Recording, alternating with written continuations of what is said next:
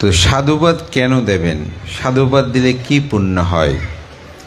মহাকারণিক তথাগত বুদ্ধের সময়কালে এক রাজপ্রাসাদে অর্থাৎ রাজভবনে এক রাজকর্মচারী তিনি পদ্মফুল সাজাচ্ছিলেন। কোথায়? ফুলদানিতে। তো পদ্মফুল সাজাতে সাজাতে তার চোখ দিয়ে অশ্রু বিগলিত হচ্ছিল, অর্থাৎ কান্না করছে। তো রাজা দেখেই তাহাকে জিজ্ঞাসা করছে, হে দাসী, তুমি কান্না করছো কেন? তোমার কি হয়েছে? সেই লুকানোর চেষ্টা করলো, কিন্তু রাজা তো দেখে ফেললেন। বলছে, আমার স্বামীর কথা মনে পড়ছে, সেজন্য কান্না করছি। তো তোমার স্বামীর কথা কেন মনে পড়ছে? তোমার স্বামী কোথায়? বলে যে আমার স্বামী তো এখন আর গৃহী জীবনে নেই, সে এখন প্রবুজ্জিত হয়ে গেছে, ভিক্ষু হয়েছে, সে জেতবন বিহারে থাকে।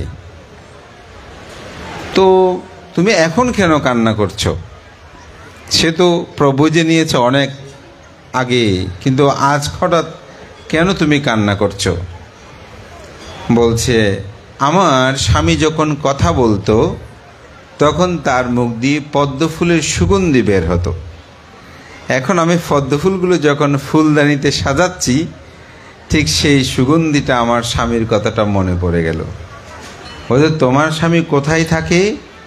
বলছে, আমার স্বামী সে জেতবন বিহারে থাকে। তো রাজা কি করলেন? বুদ্ধ প্রমুখ ওখানে যত ভিক্ষু সংঘ আছে সবাইকে ফাং করলেন। তো ফাং করার পরে ভিক্ষু সংঘ আসলো সে রাজপ্রাসাদে, খাওয়া দাওয়া সব কিছু পিণ্ডদান শেষ হলো। এখন পুণ্য অনুমোদন করবে। যেমন এখানে আমরা অনেক ভিক্ষু আছি, এখানে কিন্তু ধর্মদেশনা করতে পারবে না এমন ভিক্ষু নেই, সবাই ধর্মদেশনা করতে পারবে। কিন্তু আপনারা প্রার্থনা করছেন না, আজকে সবার তো ধর্মদেশনা শোনা যাবে না, অমুকের অমুকের শুনব। তো ঠিক বুদ্ধের কাছে গিয়ে তিনি প্রার্থনা করবেন, তার পূর্বে ওই দাসীকে জিজ্ঞাসা করছে, তোমার স্বামী কোনটা? বলছে, ওই উনি আমার স্বামী ছিল। তখন বুদ্ধের কাছে গিয়ে বন্দনা করে প্রার্থনা করলেন যে তথাগত বুদ্ধ অরহৎ সম্যক সম্বুদ্ধ, আমরা আজকে এই অমুক ভ্রান্তি থেকে ধর্মদেশনা শুনতে চাই। ধর্মদেশনার মূল বিষয় কি এটা তো তারাই জানে, বুদ্ধ এটি জানেন না, বলেন নাই। তখন সে ভিক্ষুই ধর্মদেশনা শুরু করলো। সে যখন ধর্মদেশনা শুরু করছে, কিঞ্চিত পরেই দেখা গেল সমগ্র রাজপ্রাসাদ সেখানে পদ্মফুলের সুগন্ধিতে ভরে গেল। স্বাভাবিক সবাই অভিভূত হলেন, রাজাও সেটা উপলব্ধি করলেন। ধর্মদেশনা যখন শেষ হয় তখন বুদ্ধ কাছে জিজ্ঞাসা করেন, রাজন, আমাদের এই ভ্রান্তি যখন ধর্মদেশনা করেছেন তখন পদ্মফুলের সুগন্ধিতে সব কিছু ভরে গেল এই রাজপ্রাসাদ, আসলে তার কারণ কি? তখন সেখানেই সে ভিক্ষু এবং বুদ্ধ দুজনেই এটি উক্ত হয়েছে। সেখানে বললেন, সাধ্যাম্মা দেশনা কালী সাধু সাধুতি বা সাতু মুকুত বায়ত গন্ধা উপ্পালাম্বা এতাদাকি। বলে, সদ্ধর্ম দেশনাকালী যারা সাধুধ্বনি প্রদান করে তারা জন্ম জন্মান্তরে তাদের মুখ দিয়ে পদ্মফুলের সুগন্ধি বের হয়। এটাই হচ্ছে সাধুবাদের পুণ্যের ফল। ধর্মপ্রাণ প্রিয় উপাসক উপাসিকা বিন্দু, এজন্য সাধুধ্বনি প্রদান করবেন। তো সাধুধ্বনি তো শুধু প্রদান করলে হবে না, সেটা কেন প্রদান করি সে বিষয়টাও জানতে হবে, এবং সাধুধ্বনি প্রদানে আমার জীবনের করণীয় কর্তব্যকে সেটা উপলব্ধি করতে হবে। তো সেটা উপলব্ধি করার জন্য অঙ্গুত্তর নিকায়ের 4 নিপাতে বলাহক নামক একটা সূত্র আছে। সেই সূত্রে বুদ্ধ খুব সুন্দর 4টি উপমা দিয়েছেন। সেই 4টি উপমা কি? বুদ্ধ বলছেন, জগতে 4 ধরনের মানুষ আছে। এক ধরনের মানুষ হচ্ছে যে বর্ষণকারী কিন্তু তিনি গর্জনকারী নয়। বর্ষণকারী কি? গর্জনকারী কি? তো বুদ্ধ সেখানে বলছেন জগতে কিছু আসে বর্ষণ করে কিন্তু গর্জন করে না। তো বলা হোক মানে হচ্ছে মেঘ। মেঘ দেখবেন অনেক সময় গর্জন করে না কিন্তু হঠাৎ বৃষ্টি পড়তে শুরু করে। তো সেটাকে বলছে যে তিনি বর্ষণকারী কিন্তু গর্জনকারী নয়। আবার জগতে কিছু মানুষ আছে গর্জনকারী কিন্তু বর্ষণকারী নয়, অর্থাৎ মেঘের খুব শব্দ হচ্ছে কিন্তু বৃষ্টি পড়ছে না। আবার অনেক সময় গর্জনও হয় না, বর্ষণও হয় না, কিন্তু হয়তো মেঘ আছে। আবার কিছু মানুষ আছে গর্জনও করে বর্ষণও করে। তো সে মানুষগুলো কীরকম আমরা একটু চিনি নি। সে মানুষগুলো এখানেও আছে।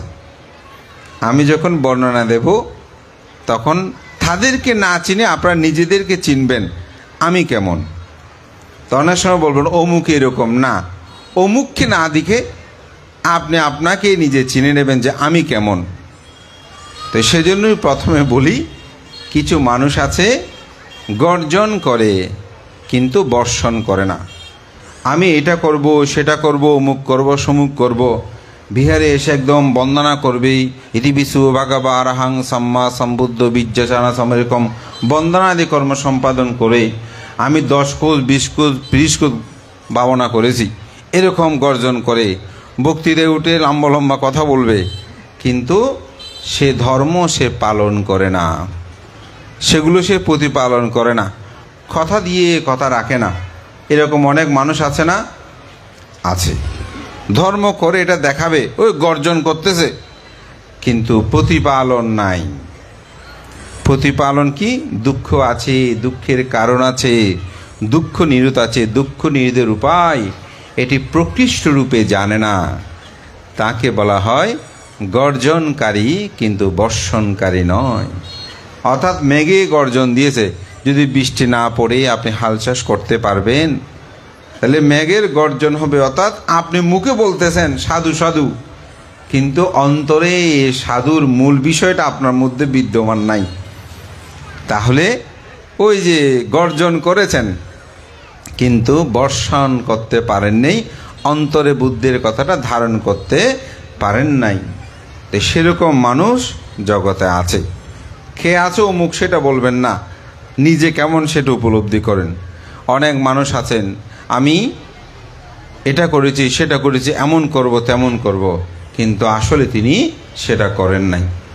আমি পঞ্চশীল পালন করি, মানুষকে দেখায় আমি অষ্টশীল 13 অষ্টশীল নিয়েছি, কিন্তু আসলে অন্তরে সেগুলো ধারণ করতে পারে নাই।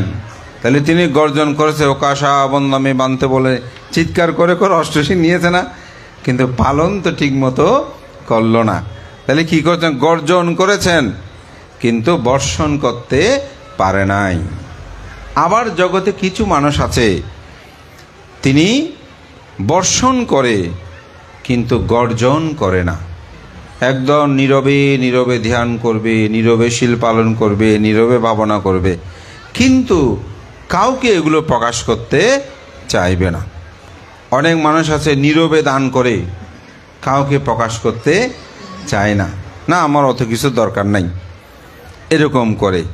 অনেক আছে শীল পালন করে, কিন্তু শীল পালন করে যেটা কাউকে দেখাতেও চায় না। বুদ্ধের সময়কালে এরকম অনেক উদাহরণ আমরা পাই। একজন ভিক্ষু তিনি শয়নাসন ত্যাগ করেছিলেন, অর্থাৎ তিনি কোনো সময় পিঠ বাজাতেন না। তিনি 4টা ইজ্জাপতের মধ্যে, ইজ্জাপত তো চিনেন, হাঁটা চলা, অর্থাৎ হাঁটা দাঁড়ানো বসা শোয়া, এটাকে বলে 4ই ইজ্জাপত। মানুষের জীবনটা কিন্তু এই 4টির মধ্যে চলে, ঠিক না? হয়তো তিনি হাঁটতেছেন, নয়তো দাঁড়িয়ে আছেন, নয়তো বসে আছেন, নয়তো শুয়ে আছেন। এই ভিক্ষু শোয়াটা বাদ দিয়ে দিয়েছেন। কেন?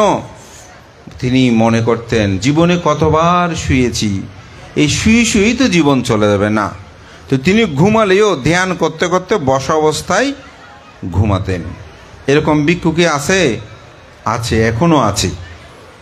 এগুলো হয়তো প্রকাশ করেন। ওই যে বললাম, এটা বর্ষণ করে কিন্তু গর্জন করে না, অথবা প্রকাশ করে না।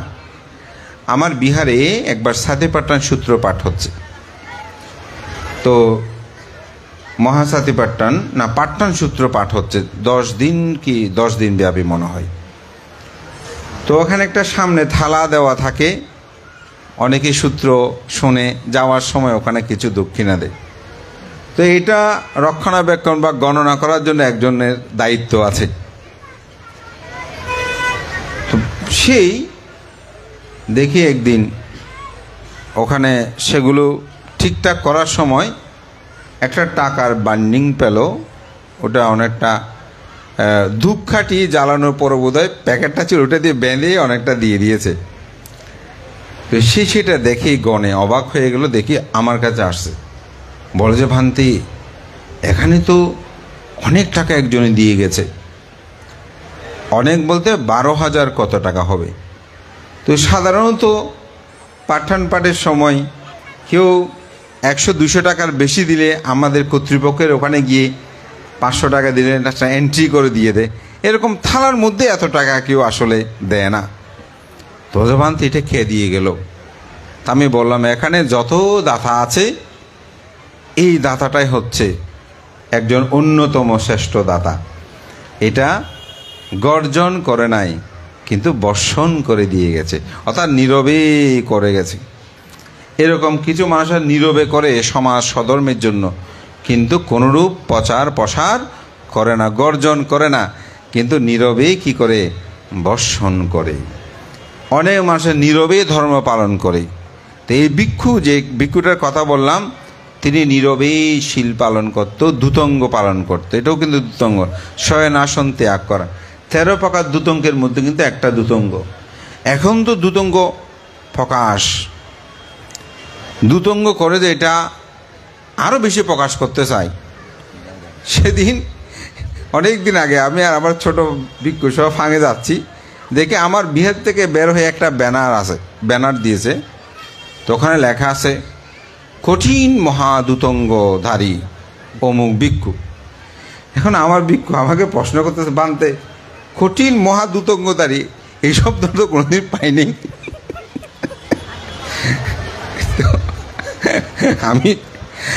আমি কি বলবো, মাঝে মধ্যে তাদের প্রশ্নেও কি উত্তর দেবো খুঁজে পায় না। আমাদের সমাজে হালচাল দেখেরই। এখন এতদিন দূতঙ্গ শব্দ ছিল, এরপরে মহাদূতঙ্গ, তো এখন কঠিন মহাদূতঙ্গ। তা আমি বললাম, এখন আরও কি কি আছে তুমি দেখো না। হ্যাঁ, সেই উত্তর দিয়ে আমি চলে গেলাম। এগুলো হচ্ছে গর্জন করে, বর্ষণ করে কিনা আমি জানি না, কিন্তু জগতে যে ভিক্ষুর কথা বলছি তিনি কিন্তু বর্ষণকারী ভিক্ষু।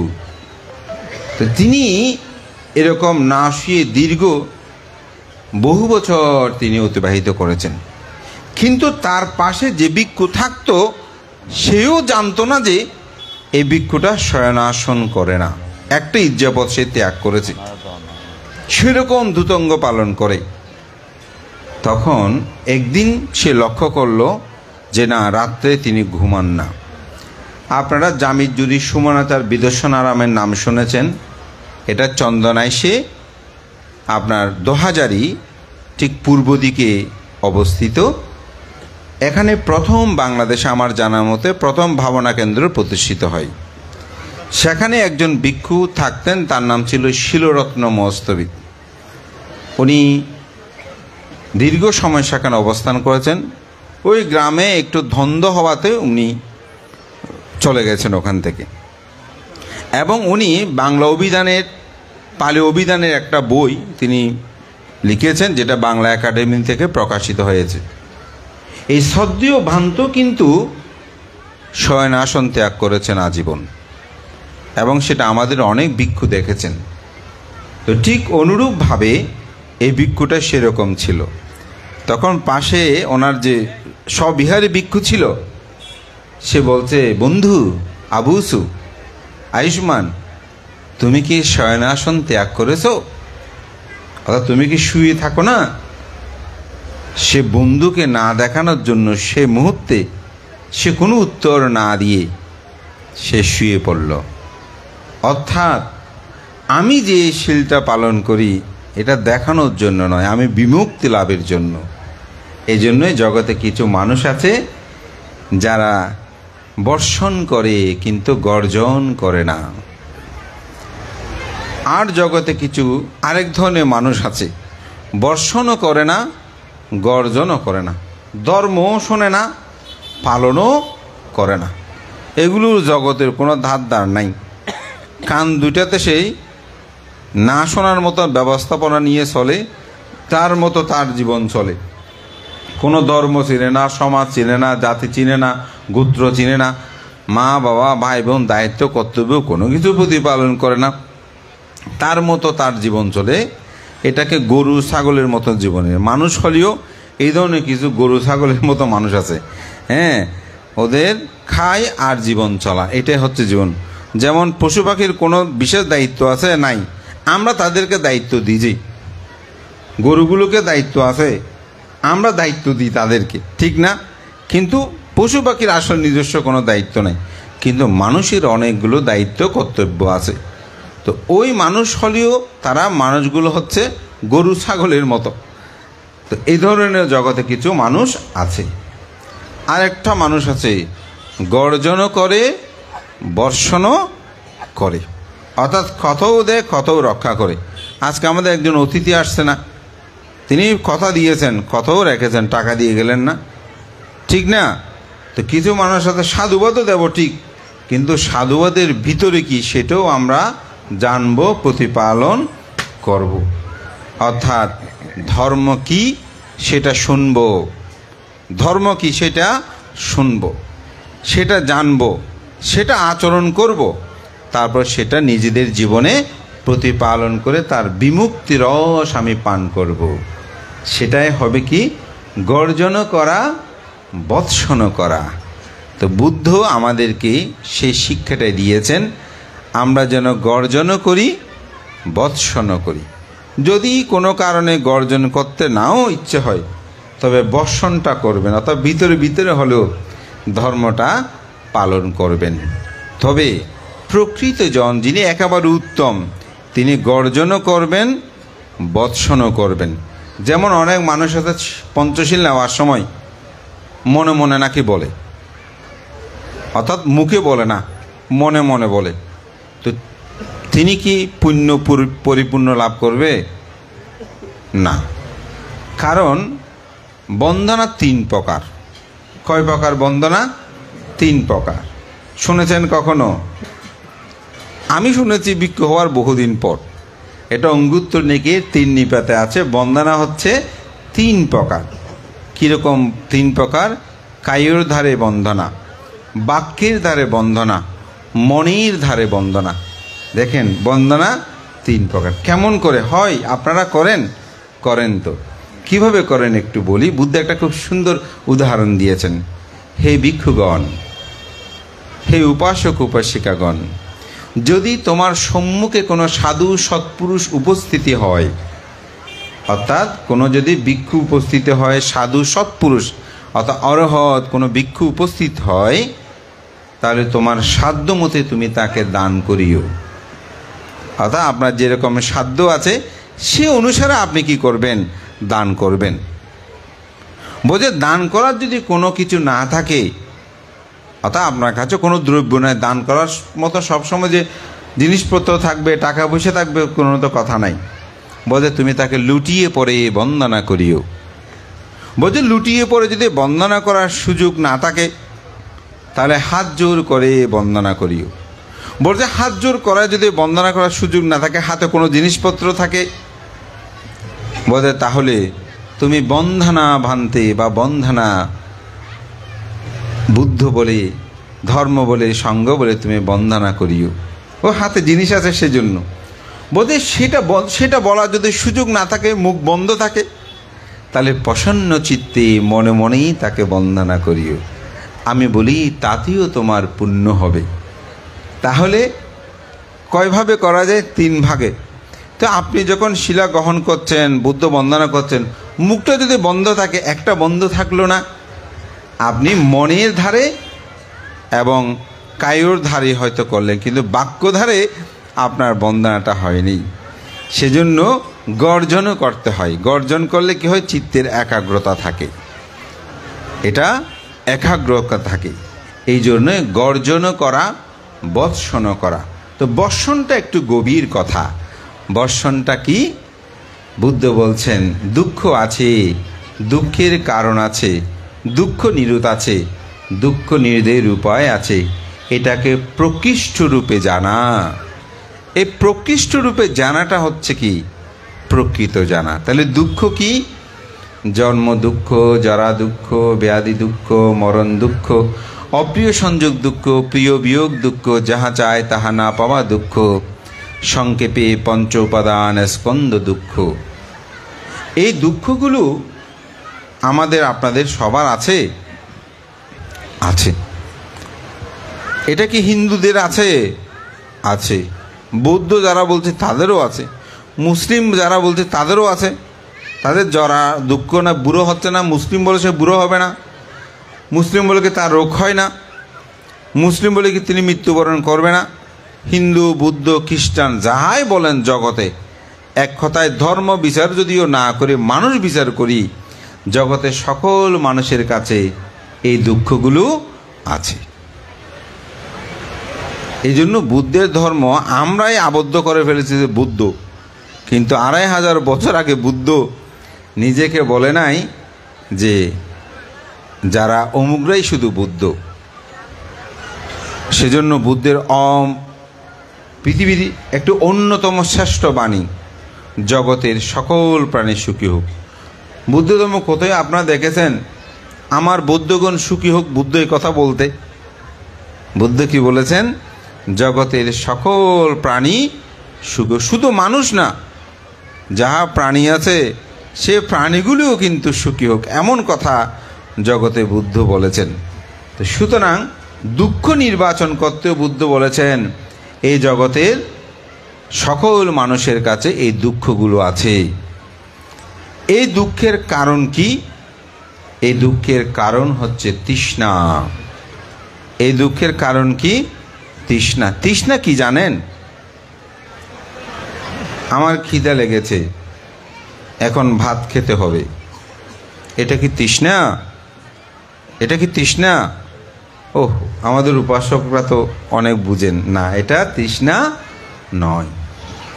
তা আমি খেতে পারবো হয়তো 1 বাটি, কিন্তু আজকে খুব স্বাদ হয়েছে, একটু 2 বাটি খাই। এই 2 বাটি খেতে চাওয়াটাই হচ্ছে তৃষ্ণা। বেঁচে থাকার জন্য যে পরিমাণ খাদ্য আপনি খাবেন এটা তৃষ্ণা নয়, কিন্তু যখন তার অধিক পরিমাণ খেতে চাইবেন সেটা হবে তৃষ্ণা। ডাক্তার আপনাকে বলেছে আপনি অমুকের মাংস খাবেন না, সেরকম বলেছে না? এখন আপনি না, মরলে মরছে, আগে খেয়ে নি, এটাই হচ্ছে কি? তৃষ্ণা। ও ডায়াবেটিস রুগী, না সুগারযুক্ত খাদ্য নিষেধ, বলে না আর মরলে মরা, খেয়ে দিয়ে মরি, এটাই হচ্ছে কি? তৃষ্ণা। এই তৃষ্ণা 3 প্রকার। কয় প্রকার? কাম তৃষ্ণা, ভব তৃষ্ণা, বিভব তৃষ্ণা। এটাকে দ্বাদশ আয়তনে একটা খুব সুন্দর চক্র আকারে ব্যাখ্যা করা হয়েছে। সেটা কি? সেটা হচ্ছে বলছে এই তৃষ্ণা উৎপত্তির মূল কারণ হচ্ছে অবিদ্যা। এই তৃষ্ণার মূল উৎপত্তির কারণ কি? অবিদ্যা। অবিদ্যা হইতে কি উৎপন্ন হয়? সংস্কার উৎপন্ন হয়। সংস্কার হইতে বিজ্ঞান উৎপন্ন হয়। বিজ্ঞান হইতে নামরূপ, নামরূপ হতে সরায়তন, সনাতন হতে স্পর্শ, স্পর্শ থেকে বেদনা, বেদনা থেকে তৃষ্ণা, তৃষ্ণা থেকে উপাদান, উপাদান হতে ভব, ভব হইতে জন্ম, জন্ম হলেই জরা ব্যাধি মৃত্যু। এই 8টি দুঃখের কথা বলেছি না, এই দুঃখগুলো উৎপন্ন হয়। তো আমি তৃষ্ণা নিয়ে অনেকবার আলোচনা করেছি, আজকে একটু অবিদ্যা বলি। তাহলে অবিদ্যাটা কি? অবিদ্যা মানে অজানা, অজ্ঞানতা। আমরা কি জানি না, আমরা কি জানি না, আমরা জানি না কেন আমরা এই পৃথিবীতে এই ভবচক্রের মধ্যে ঘুরছি। কেন ঘুরছি সেটা আমরা জানি না। তো ঘুরলে তো ভালো নাকি খারাপ? ঘুরাটা সুখ না? অনেকে তো মনে করতে পারে বানতে জন্ম নিয়েছি বলেছি এই সুন্দর পৃথিবী দেখতেছি, এত সুন্দর এই পৃথিবী ঘুরতেছি। তো এটা কখন সুন্দর লাগে জানেন? যতদিন আপনার নিজেই খেয়ে দিয়ে ভালোভাবে চলতে পারে এতদিন এই পৃথিবীটা খুব সুন্দর লাগে। কিন্তু যখন হাসপাতালে যান কেমন লাগে? হাসপাতালগুলোতে গিয়েছেন, আপনারা অসুস্থ হলে যান যে আমাদের ডাক্তার আজকে ব্রতী, তিনি চিকিৎসার জন্য যান, ওই রকম ছাড়া একদিন যাবেন, কোনো রুগীর আত্মীয় স্বজন ছাড়া সবাই আমার আত্মীয়, এই আত্মীয়গুলো কেমন আছে এরকম চিন্তা করে একবার হাসপাতালে ঘুরবেন। আমার কথাটা আপনারা শুনবেন ভালো করে। এমনি অমুক অসুস্থ সেজন্য আপনি রুগী দেখতে গিয়েছেন, সেরকম না। আজকে মনে মনে সংকল্প করে যাবেন সবাই যে হাসপাতালে যাব, যে হাসপাতালে মানুষগুলো কেমন আছে সেটা দেখার জন্য। তো গিয়ে আপনি ঘুরবেন, তো দেখবেন একজনের পা আকাশের দিকে, মাঝখানে রড ঢুকিয়ে দিয়েছে ছিদ্র, পিঁপড়ে এদিক থেকে ওইদিকে যাচ্ছে। এটা আমি নিজে দেখেছি। যে আমাকে একজন ভান্তে উপদেশ দিয়েছিলেন আমার যখন তরুণ আমি ভিক্ষু হলাম, বলে ভান্তে কখনো যদি ভিক্ষু জীবনের প্রতি অনীহা আসে হাসপাতালে ঘুরতে যাবে। তা আমি মাঝে মধ্যে এরকম হাসপাতালে রুগী দেখতে গিয়েও যেতাম, অনেক সময় রুগী দেখতেন এমনি ঘুরতেও যেতাম। এমনি ঘুরেটার মধ্যে একটু উপলব্ধি বেশি। আমাদের ডাক্তার কেউ বলো আজকে ব্রতী, চিকিৎসা করতে একদিন শুধু দেখতে যাবেন রুগীগুলো কেমন, তখন দেখবেন এক একজনের এক এক রকম। কারো পায়খানার থলেটা বের করে রেখেছে, ওহো কি দুঃখ মানব জন্ম, সুখ তো দেখতেছেন শুধু, ঠিক না? কারো মাথার খুলিটা খুলে রেখে দিয়েছে না। কিছুদিন আগে চট্টগ্রামের বিষয়ে একটা ঘটনায় লেখা আছে মাথায় খুলি নাই, মাথায় হাত দেবেন না, লেখা আছে। কেমন চিন্তা করে, ব্যান্ডেজে লিখে দিয়েছে মাথায় হাত দেবেন না। তা আমাদের একজন ভিক্ষু, এটা আমার গুরু ভাই লাগে, উনি স্ট্রোক করেছিল, দীর্ঘদিন ওনার মাথার খুলিটা খুলে রেখেছিল, পরে এটা জয়েন করে দিয়েছে। চিন্তা করে দেখেন দুঃখটা কেমন। হাত ভাঙা, পা ভাঙা, এগুলো দেখলে এই মানব জন্মকে কি সুখের মনে হয়? যদি হতো এত মানুষ সুইসাইড করতো না, এত কষ্ট হতো না পৃথিবীতে বেঁচে থাকাটা। অর্থাৎ আমি এটা দেখার জন্য বলছি, নিজেকে উপলব্ধি করার জন্য। আপনি যখন নিজেকে উপলব্ধি করবেন, মাঝে মধ্যে পেপারে দেখেন আপনারা, পত্রিকায়, সোশ্যাল মিডিয়া, এখন তো পেপার কম পড়ে, মিডিয়া দেখবেন ক্যান্সার হওয়ার পরে তার চেহারাটা কেমন হলো, ক্যান্সার হওয়ার আগে তার চেহারাটা কেমন ছিল। এই যে দুঃখ, এই দুঃখকে আমরা বুঝি না। এই না বুঝাটাই হচ্ছে অবিদ্যা। ভান্তে এটাকে বুঝলি কি হবে? এই অবিদ্যাটাই যদি আমরা বুঝি, তাহলে আমরা কি টাকার অহংকার করব? করব না। আমরা কি ক্ষমতার অহংকার করব? করব না। আমরা কি রূপের অহংকার করব? করব না। অনেকে আছে না রূপের অহংকার, তিনি সুন্দর, সুপুরুষ, সুকন্যা, পাশে কালো যে তাকে বসতে দেয় না, তার পাশে বসতে চায় না। না, মেয়ে ছেলে দেখতে গেলে আমরা কত রকম, উনি কালো, উনি ফর্সা, উনি অমুক সমুক, দেখি এমন কি সুন্দর মানুষরা আজীবন সুন্দর ছিল? আজীবন কে সুন্দর থাকে না। শক্তি, ক্ষমতা, এগুলো আজীবন কারো থাকে না। দেখছেন না আমাদের দেশের অবস্থা, পৃথিবীর অবস্থা দেখছেন না? এত ক্ষমতাবান, ক্ষমতা কি আছে? নাই, পৃথিবীতে এটা থাকবে না। এটা আমরা বুঝি না। এই না বুঝাটা হচ্ছে কি অজ্ঞানতা, অবিদ্যা। এটা আমরা বুঝি না। এই অর্থবিত্ত, অট্টালিকা, এগুলো সব আমার বলে দাবি করি।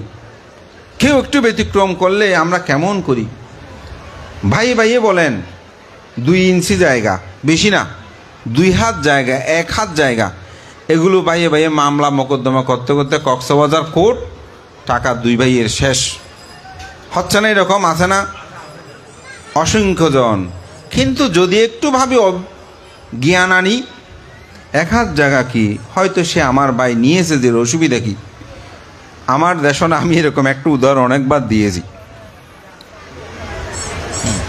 এসেছে বানতে, কালকে আমিন আসবে, বিচার হবে। সে তো আমার ভাই, ছোট ভাই, কিন্তু জোর জবরে বেঁধেছে 3 তলা বিল্ডিং, 2 হাত 3 হাত পাবো বানতে। আমি ভাঙবো সেগুলো। আপনি একটু বানতে আশীর্বাদ করবেন যাতে আমি মাপজুবে ঠিক মতো পাই।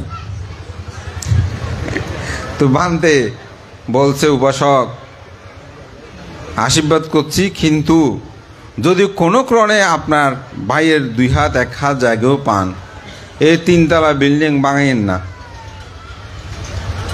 ভাই তো ছেড়ে দিল, অসুবিধা কি? একটু চিন্তা করবেন। বর্ধমানতে আপনি আশীর্বাদ করেন, আশীর্বাদ করেন। সে অনেক দুঃখ দিয়েছে, চলে গেল। পরের দিন সন্ধ্যায় আবার বিহের এসেছে। বিহের ওই যে বদনারা করতে আসে, অনেকে বললাম না গর্জন করে, তবে বর্ষণ করেছে কিনা একটু পরে জানবেন। তারপর বন্দনা করে এসে বান্তেকে বন্দনা করলো। বান্তে জিজ্ঞাসা করলো, মাপজোব কেমন হলো? বোঝে ভান্তে আপনার কথাই ঠিক হলো। এরই বোঝে আমার কথা কি? বোঝে ভান্তে মাপ দিলাম, 1 হাত পেয়ে গেছি। তো 1 হাত পাওয়ার পরে আমার ভাইও রাগ করে বলছে বিল্ডিং ভেঙে দিয়ে দেব, লাল দাগও দিল। তো ওখানে উভয় পক্ষের সমঝোতার জন্য ওই লেখা চুক্তি হবে না, আমিনরা বসে লিখতেছেন। ওখানে কাউন্সিলর সহ সবাই সেখানে আসছেন। ঠিক সেই মুহূর্তে বর্জা বানতে আপনার কথাটা মনে পড়ল। 1 হাত 2 হাত যদি জায়গা পাইও, ভাই তো ছেড়ে দিন, কি করবেন? এগুলোকে সাথে করে নিয়ে যাবেন? বানতে এই কথাটা আমার মনে পড়ে গেল। তখন আমি বললাম, দাঁড়ান, লিখেন না এখন। ওই 1 হাত আমার ভাই পুতদের দান করে দিলাম। ভাইকে দিচ্ছে না, ওই যে রাগে দিচ্ছে। কাকে? বাইফুতকে। বলে যে এগুলো আমার বাইফুতদের জন্য আমি দিয়ে দিলাম, ছেড়ে দিলাম, এটা বাদ দিয়ে লেখেন। বজে ভানতে সেই মুহূর্তে আমার ছোট ভাই জড়িয়ে ধরে আমার পা জড়িয়ে ধরল। ও কান্নাকাটি শুরু করে দিল। আমিও ভানতে আর কান্না থামাতে পারিনি। আজকে 7-8 বছর ভাইয়ের সাথে কোনো কথা নাই। সেই আমাকে জড়িয়ে ধরলো, আমিও তাকে জড়িয়ে ধরে ভুল বুঝাবুঝির অপসারণ হলো। আমিও মানতে সেটা ছেড়ে দিলাম।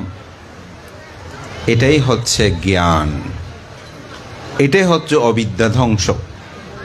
কারণ সে ভেবেছে এই জায়গা তো আমি সাথে করে নিয়ে যেতে পারবো না। তাহলে তার গর্জনও ঠিক, বর্ষণও ঠিক। এটাই হচ্ছে জ্ঞান। অবিদ্যায় আমরা আচ্ছন্ন এরকম দ্বন্দ্ব করি। কেন? আমরা 1 হাত জায়গা ছেড়ে দিলে কি অসুবিধা আছে? ভাই কেন, আত্মীয় বলেন, জ্ঞাতি বলেন, রাস্তাঘাট বলেন, একটা রাস্তাঘাটে যদি আপনি 1 হাত জায়গা ছেড়ে দেন, মানুষজন চলাফেরা করবে না? আপনি যদি 1 হাত জায়গা ভিতরে রাখেন, শুধু আপনার স্ত্রী পুত্র কন্যা তারাই ভোগ করবে। আর 1 হাত জায়গা যদি আপনি ছেড়ে দেন, হাজার হাজার মানুষ ভোগ করবে না? হাজার হাজার মানুষ সেই পথ দিয়ে যাবে না? সেটাই তো জ্ঞান। জীবনের প্রতিটি চলার পথে সেটাই আপনাকে ভাবতে হবে। আমাদের প্রখ্যাত গবেষক, এশিয়ার প্রথম যিনি ডিলিট, সে ডক্টর বেনি মাধব বড়ুয়া। আপনারা অনেকে নাম শুনেছেন। তিনি এশিয়ার উপমহাদেশে প্রথম ডিলিট, লন্ডন থেকে তিনি এই পিএইচডি নিয়েছেন। তো তিনি তার একটা অভিভাষণে তিনি বলেছেন, তোমার অর্থ যদি অপরের উপকারে না আসে, তাহলে তোমার সে অর্থ বৃথা। আপনার কাছে টাকা আছে, সম্পদ আছে, এগুলো যদি মানুষের উপকারে না আসে, এই টাকা দিয়ে কি হবে বলেন তো? বৃথা। আপনার কথনে যদি অপরের উপকার না হয়, সেই কথন বৃথা। আপনি এমন একটা কথা বলবেন যেটা মানুষের উপকার হবে না, সে কথার কোনো মূল্য আছে? নাই। আপনার লেখনীতে যদি অপরের উপকার না হয়, সেই লেখনী হবে বৃথা। আপনি একটা লেখা লিখলেন, কিন্তু এটার দ্বারা মানুষের কোনো উপকার হবে না, সে লেখার কোনো মূল্য আছে? নাই। আপনার গৌরবে যদি অপরে গৌরবান্বিত হতে না পারে, সে গৌরব হবে বৃথা। যেমন আজকের যিনি দাতা, উনি একজন ডাক্তার না, উনি এই দানের আজকে অন্যতম ব্রতী, সহযোগী বলবো না, আমি বলবো প্রধান ব্রতী। আপনারা সহযোগী, কৃপণতা কেন রাখবেন? আমরা তাকে প্রদান করলে কি অসুবিধা হবে? চিত্তের মধ্যে তো প্রদান। আপনি দান করার সময় আপনার চিত্তটা কেমন, এটা হচ্ছে কিন্তু প্রধান। এখন উনি দান করার সময় যদি চিত্ত ঠিক না থাকে, ওনাকে আমরা প্রদান বলে সহযোগিতা কোনো লাভ নাই। উনি যদি মনে করেন আমি নামের জন্য দান করেছি, পুণ্য হবে, কিন্তু নামের মতো পুণ্য হবে। আর উনি যদি মনে করে যে আমি পুণ্যের জন্য দান করেছি, কে ক্রেশ দেবে না দেবে এগুলো আমার কোনো চিন্তা নাই, তাহলে কিন্তু ওনার বেশি পুণ্য হবে।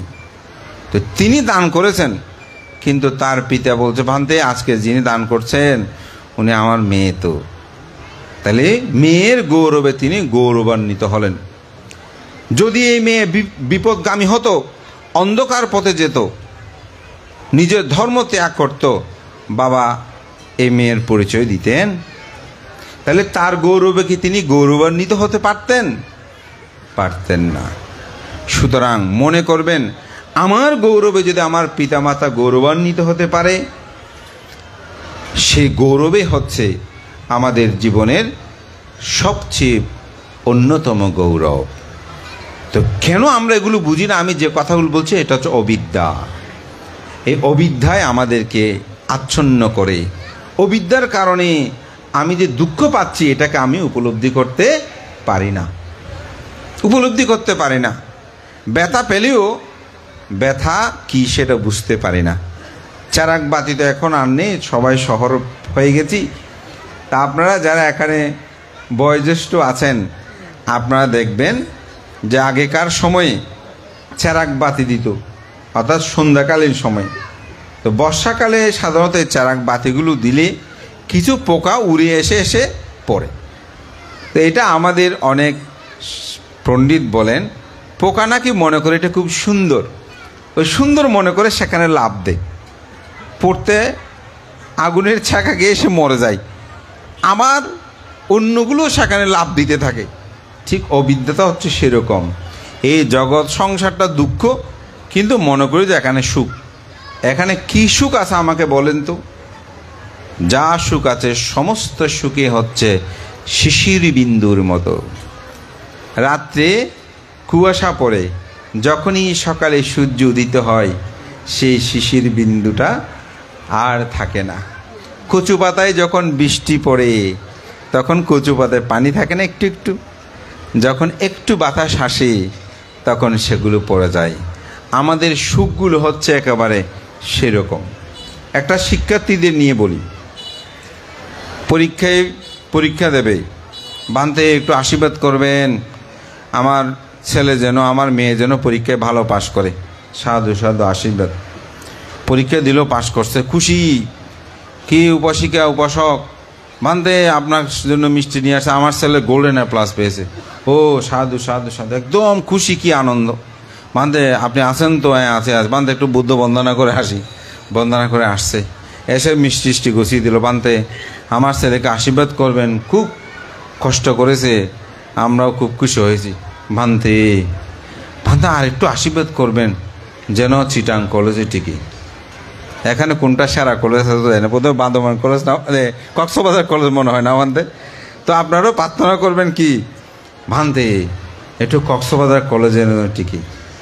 প্রথমে যে আনন্দটা ছিল কক্সবাজার কলেজের প্রার্থনা করার সময়, কিন্তু সে আনন্দটা আর নাই। একটা প্রার্থনা দেখেন কীরকম, ওই আকাঙ্ক্ষা বেড়েছে। তারপর ঠিক আছে, আশীর্বাদ। আমার আসলে বানতে খবর পেয়েছেন কিনা জানি না, আমার মেয়ে তো কক্সবাজার কলেজে টিকে গেছে, আমার ছেলে তো ঠিক আছে। বানতে একটু আশীর্বাদ, খুব খুশি। বানতে এখন চিন্তিত, এতদিন স্কুলে ছিল, গাইড করেছি, এখন কলেজে যাবে, এখন কি করব কি জানি, আমার তো ছেলে মেয়ে নিয়ে বড় চিন্তা। এখন ভালো করে পড়বে কিনা, কেমন করবে, নাকি এদিক সেদিক যাবে, বানতে খুব চিন্তায় আছি। তাহলে দেখেন সুখ চলে গেছে। তারপর এগুলো নিয়ে পড়ালেখা করতে করতে এদিকে সেদিকে ইন্টার আসলো, বানতে এখন ইন্টার পরীক্ষা দেবে, একটু আশীর্বাদ করবেন। ইন্টার পাস করলো, ভালো রেজাল্ট করলো, খুশি, বানতে একটু আশীর্বাদ করবেন যেন ডাক্তারিতে চান্স পায়, নয়তো ইঞ্জিনিয়ারিংয়ে চান্স পায়। এরকম করতে করতে আশীর্বাদ নিয়ে কোনো রকমে, আশীর্বাদে পড়ালেখা তো সে করেছে, এটা বান্দের আশীর্বাদেরই, যদি ডাক্তারিতে চান্স পেলো খুশি। যখন সেকেন্ড ইয়ার ফোর্থ ইয়ার পর্যন্ত গেল, বানতে এখন তো একটা ছেলে টেলে দেখা দরকার, মেয়ে হলে হ্যাঁ, আবার ছেলে হলেও বানতে এখন পাস করার পর বানতে একটা সংসারে বাঁধিয়ে দিতে হবে। এখন ভালো মেয়েটে পাওয়া যায় কিনা, ভালো মেয়েটে পেলো, বানতে আমার পুত্রবধূ খুব ভালো, ভালো হলে তো ভালো, ভালো যদি না হয় বানতে এত কষ্ট করলাম, কি বউ আনছি কি জানি, বানতে এখন তো আমাকে সম্মান করে না, শ্রদ্ধা করে না, এখন আলাদা বাসা নিয়ে বানতে থাকতে চাই, কি করব কি জানি, এরকম দুঃখ। তারপর আলাদা হয়ে গেল শান্তি থাকার জন্য, বানতে টাকা পয়সা দেয়, ঠিকমতো খবরাখবর নেয় না, ইচ্ছে করে নাতিটা একটু কোলে নিতে, কিন্তু কোলে নেওয়ার সুযোগ হয় না। এরকম করতে করতেই জীবনটা শেষ। কিন্তু নিজেকে আপনি প্রশ্ন করে দেখেন, যাওয়ার সময় আপনি সাথে করে কি নিয়ে যাবেন? আবার মৃত্যু হবে, আবার জন্ম নেবেন, এটাই কি জীবন? এটাই কিন্তু জীবন নয়। এই জীবনের অর্থটাকে যদি আপনি খুঁজতে চান, তাহলে আপনাকে অবিদ্যা ধ্বংস করতে হবে। এই ভবচক্রের মধ্যে ঘুরিয়েও আমরা এটা যে দুঃখ, এটাকে উপলব্ধি করতে পারি না, এটাই হচ্ছে অবিদ্যা। এই অবিদ্যার কারণে সংস্কার, সংস্কার তো বুঝেন, দুই প্রকার সংস্কার আছে, একটা হচ্ছে অসংস্কারী, একটা সংস্কারী। তো সংস্কার মানে অভ্যাস বলতে পারি। যেমন অনেক সময় ছোটবেলা আঙ্গুল কাটা গেলে আমরা আঙ্গুলটা তুলে এরকম আহার নিতাম না, ঠিক শুকিয়ে যাওয়ার পরেও আঙ্গুলটা কিন্তু আর একসাথে করি না, আনতে একটু অভ্যাসটা সময় লাগে, ওইটা হচ্ছে অভ্যাস। এই সংস্কার হচ্ছে সেরকম, আপনি খারাপ করেছেন, সে খারাপ সংস্কারটা থাকবে, এরকম ভালো করেছেন, ভালো সংস্কারটাও থাকবে। তো অবিদ্যা হইতে সংস্কার, সংস্কার হইতে কি বিজ্ঞান, বিজ্ঞান মানে চিত্ত, মনের মধ্যে এটা জাগ্রত হয়, মনের মধ্যে এটা কি হয়, জাগ্রত হয়। যখন এটা জাগ্রত হয়, বিজ্ঞান হইতে নামরূপ, নামরূপ মানে কি, নামরূপ হচ্ছে বেদনা, সংজ্ঞা, সংস্কার, বিজ্ঞান, পঞ্চস্কন্ধ আমরা বলি না, এই রূপ হচ্ছে একটা স্কন্ধ। বেদনা, সংজ্ঞা, সংস্কার, বিজ্ঞান, এই চারটা মিলে এটাকে বলা হয় নাম। নাম মানে চিত্ত, এটা দুটা জিনিস এখন উৎপন্ন হয়, নামরূপ। নামরূপের কারণে সরায়তন, নামরূপটা আরেকটু বলি, দেহ, দেহ এবং মন, এই দেহ এবং মন, এই দেহ মন সরায়তন, সরায়তন কি রূপ, চক্ষু, কর্ণ, নাসিকা, জিহ্বা, ত্বক, মন, এটা আমরা এটা বললে শুনি, কিন্তু এটা বুদ্ধ ধর্ম দর্শনে বলছে যে রূপ, চক্ষু, কর্ণ, নাসিকা, জিহ্বা, ত্বক, এটাকে যখন আপনি মন সহ সরায়তন, এটা আপনার মধ্যে নামরূপ থাকলে এগুলো বিদ্যমান থাকবে, যদি নামরূপ না থাকে এগুলো বিদ্যমান থাকবে না। সরায়তন যখন থাকে তখন স্পর্শ উৎপন্ন হয়। যেমন চক্ষু, চক্ষু দিয়ে, এটা তো সরায়ত একটা অঙ্গ না, চক্ষু দিয়ে আমি দেখেছি, কি দেখেছি, এই ফুলটা দেখেছি, এই ফুলটা দেখে আমার মনের মধ্যে কি উৎপন্ন হয়েছে, যেটা ভালো নাকি মন্দ নাকি উপেক্ষা করব, এই স্পর্শ, স্পর্শ থেকে কি উৎপন্ন হয়, বেদনা, বেদনা মানে ব্যথা নয়, বেদনা মানে কি অনুভূতি, এই বেদনাটা উৎপন্ন হয়। বেদনা থেকে উপাদান, যখন এটা ভালো মন্দ কি একটা উপাদান উৎপন্ন হবে, উপাদান যখন হবে তখন ভব, ভব মানে হচ্ছে ভব, তো ওই যে ভব তৃষ্ণা বলেছি না, সে ভব থেকে কি উৎপন্ন হয়, জন্ম, জরা, ব্যাধি, মৃত্যু, এই আবৃত্তি আমরা ঘুরছি। তো যদি অবিদ্যা নিরোধ হয় তাহলে সমগ্র দুঃখ নিরোধ হবে। হয়েছে, ওই যে বললাম ভাই যখন বলেছেন আমি ত্যাগ করলাম, তাহলে ভাই ভাইয়ের মধ্যে যে দুঃখ ছিল সেই দুঃখটা কি আর আছে? নাই। কেন নাই? অবিদ্যা যখন ত্যাগ করেছি, ওই যে আমার বলে দাবি করেছে, আমার যখন নয় বলে বলেছি, তখনই দুঃখটা চলে গেছে। এটাই হচ্ছে বুদ্ধি। এটাকে যিনি গভীরভাবে জানেন, এটাকে যিনি গভীরভাবে জানেন, এই অবিদ্যাকে যিনি ধ্বংস করতে পারেন, এটা আমি মুখে বলেছি, কিন্তু এটা ধ্বংস করার জন্য অষ্টাঙ্গিক মার্গ, যেটা শীল সমাধি প্রজ্ঞা, এটা যখন আচরণ করবেন তখন আপনি দুঃখ থেকে মুক্তি লাভ করবেন। এটাই হচ্ছে বর্ষণ করা। তো পৃথিবীতে এই বর্ষণ করাটাই আমাদের দরকার। তো সেজন্য অনেকে অন্তর্জগতে লোভ দেশ মোহ শূন্য হলে তিনি আর গর্জনও করে না, তিনি নিশ্চুপ তার জীবনের বিমুক্তি সুখটাকে উপলব্ধি করতে পারে। আজকের এই দান উত্তম, কঠিন চিবর দান আমাদের অন্তর্জগৎকে বর্ষণ করা। কিসের বর্ষণ? অর্থাৎ দুঃখ আর্য সত্যকে জানা, অবিদ্যাকে ধ্বংস করা। আজকের এই কক্সবাজার কেন্দ্রীয় ধর্মাঙ্কুর বৌদ্ধ বিহারের এই দান উত্তম শুভ কঠিন চিবর দানে মহাকারণিক তথাগত বুদ্ধ প্রশংসিত এই দানময় কর্ম, যেটি তথাগত বুদ্ধ পাটীয়বাসী 30 জন ভিক্ষুক উপলক্ষ করে এই কঠিন চিবর দানের আনিশংস ব্যাখ্যা করেছিলেন। তার শিষ্য নাগিতস্তবীর তিনি বলেছিলেন, কাঠিনা দানাং দাত্তওয়ানা সাঙ্গি গুণবারুত্তামে ইততিংস মহাকাব্যে নাবিজা নামি দুর্গাতিন। তিনি বলছেন, আমি শিখি বুদ্ধের সময়কালে একখানা মাত্র কঠিন চিবর দান করে আমি 30 কল্প নরক দুর্গতিতে গমন করি নাই। বুদ্ধ নিজেই বলছেন, এই কঠিন চিবর দানে আনিশংস সম্পর্কে জেনে যেন আমরা জীবনে একবার হলে কঠিন চিবর দান কর্মটা সম্পাদন করি। তা আমি মনে করি আজকে যিনি প্রধান বতিসহ আপনারও সুযোগ দান করেছেন, এটা খুবই উত্তম কর্ম সম্পাদন হয়েছে। আমাদের শ্রদ্ধেয় আর্য প্রিয় ভান্তে বলেছেন, যিনি নিজেও করে অপরকেও দান করতে উৎসাহিত করে, তিনি জন্ম জন্মান্তরে নিজেও সম্পদশালী হয়, জ্ঞানবান হয়, প্রজ্ঞাবান হয়, তার আত্মীয় জ্ঞাতি স্বজনে সেরকম হয়। আপনারা সেরূপ হোক এই আশা প্রত্যয় ব্যক্ত করে, বিশেষ করে আপনাদের পক্ষ হয়ে আমার অত্যন্ত পরম জ্ঞাতি স্বপনবাবু বারবার আহ্বান করেছেন, গতবারও বলেছেন, এবারও আমি অনেক ফাং এবছর নিয়েছি, বিশেষ করে রামুতে এবং উকিয়াতে। তো চট্টগ্রাম থেকে আসা যাওয়াটা অনেক কঠিন। তো আমি তাকে বললাম যে এবার আমাকে উপেক্ষা দেন। অনেক বলে যে না, গতবারও বলেছি। তো আপনাদের পক্ষ হয়ে এসে একেবারে আমার বিহারে গিয়ে একবার নয়, সে 2বার সেখানে বিহারে গিয়েছেন। আপনাদের বিহার দুঃখ ফোন করলেন। তো আমি খুবই প্রীত আনন্দ অনুভব করছি। আজকে একটি সুন্দর আপনার অনুষ্ঠানের আয়োজন করেছেন। তো এখানেই যে কেন্দ্রীয় যেমন বিহার, ওই যে গর্জন, তো বর্ষণটা করতে হবে। আমাদের উদ্বোধক বানতেই বলেছেন যে বিহার যেন একটু নান্দনিক বিহার হয়।